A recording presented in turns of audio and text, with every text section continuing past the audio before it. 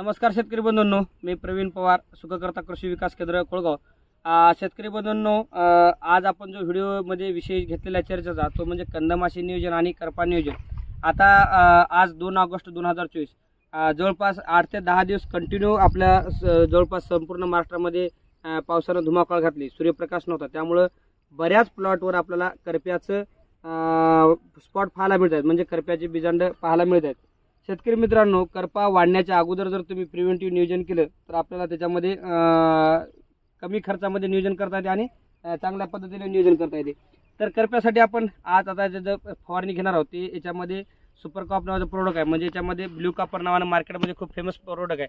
शेतकरी मित्रांनो, ब्लू कॉपरच वापरण्याचा एक उद्देश आहे की नेहमी बरेच शेतकरी लहान अवस्थेमध्ये भारीचे बुरशीनाशक घेतात, आंतरप्रवाही बुरशीनाशक घेतात। शेतकरी मित्रांनो, असं करू नका। जेवढं तुम्हाला हळदीवर होईल तेवढं आंतरप्रवाही बुरशीनाशकापेक्षा स्पर्शजन्य बुरशीनाशक वापरा, जेणेकरून तुमचा करप्यावर सहज फायदा होईल आणि भविष्यामध्ये तुमचा खर्च वाचेल। तर याच्यामध्ये आपण M45 घेऊ शकता, BSF कंपनीचं पॉलिराम घेऊ शकता, अल्ट्राकॉल घेऊ शकता किंवा ब्लू कॉपर घेऊ शकता।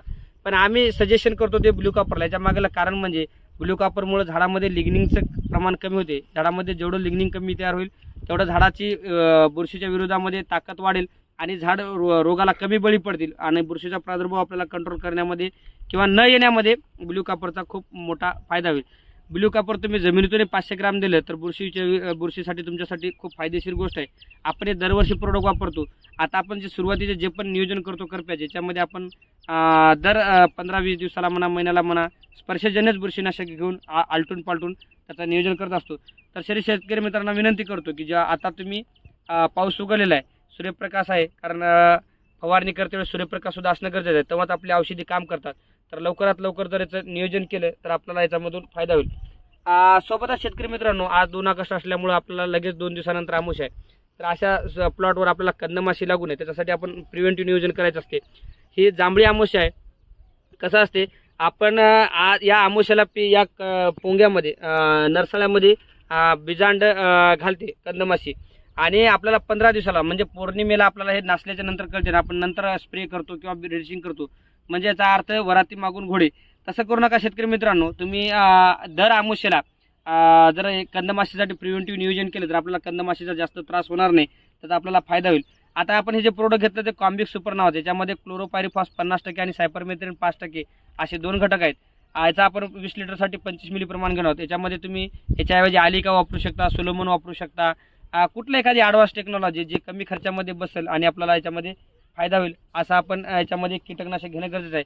कंदमाशीचं नियोजन दर अमावस्येला करणं गरजेचं आहे आणि त्याच्यातल्या ज्या जांभळी अमावस्या आणि पोळ्याची अमावस्या या 2 मोठ्या अमावस्याला तर कंदमाशीचा खूप मोठा प्रादुर्भाव होतो। तर या वेळेस आपल्याला कंदमाशीचं नियोजन करणं गरजेचं आहे। आणि शेतकरी मित्रांनो, आपण एक तिसरं याच्यामध्ये औषध वापरणार आहोत, ते म्हणजे CSP नावाचं। हे कॉन्कर कंपनीचं सिलिकॉन आहे। हे 60% सिलिकॉन आहे, ज्यामध्ये अमिनो ॲसिडमध्ये सिलिकॉन आहे। अतिशय उत्कृष्ट दर्जाचं प्रोडक्ट आहे। शेतकरी मित्रांनो, सिलिकॉन घेतावेळी आपल्याला बाजारपेठेमध्ये खूप मोठी फसवणूक होते।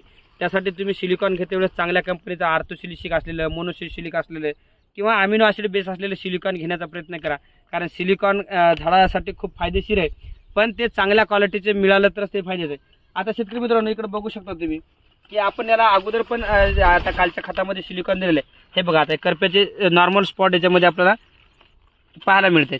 आता हे वेळीच नियोजन करण्यासाठी आता कसं असते, जर तुम्ही सिलिकॉन वापरलं तर या पानावर आता तुम्हाला सांगतो चांगला व्यवस्थित असा टणक लेअर सिलिकॉन तयार करते, जेणेकरून आपल्याला बुरशीचे बीजांड रुजण्यास याच्यामध्ये मोठा अटकाव होतो किंवा किडीच्या अंड्याचा किंवा किडी याचा असेल याचा प्रादुर्भाव होण्यासाठी सिलिकॉनचा खूप फायदा होतो।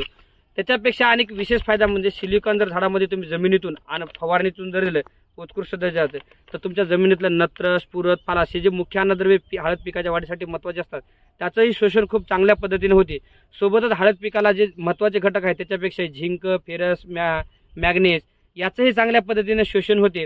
प्रकाश संश्लेषण क्रिया चांगली चालते, पिकावर हिरवेगारपणा राहतो, पानाला रुंदी चांगली येते। यासाठी कमी खर्चामध्ये अतिशय जास्त काम करणारा बहुउपयोगी प्रोडक्ट म्हणून आपण CSP किंवा सिलिकॉनकडे बघायला काय हरकत नाही। तर शेतकरी मित्रांनो, याच्यासोबत एखादं चांगल्या कंपनीचं सिलिकॉन बेस स्टिकर घ्या आणि या अमावस्येच्या अगोदर म्हणजे आता 2 दिवसानंतर अमावस्या आहे, त्या तर आपण याची जर लगेच फवारणी घेतली तर आपल्याला भविष्यामध्ये करप्याचे बीजांड रुजण्याच्या किंवा याच्यातून आपलं मोठं नुकसान होण्याच्या फायदा होईल। धन्यवाद।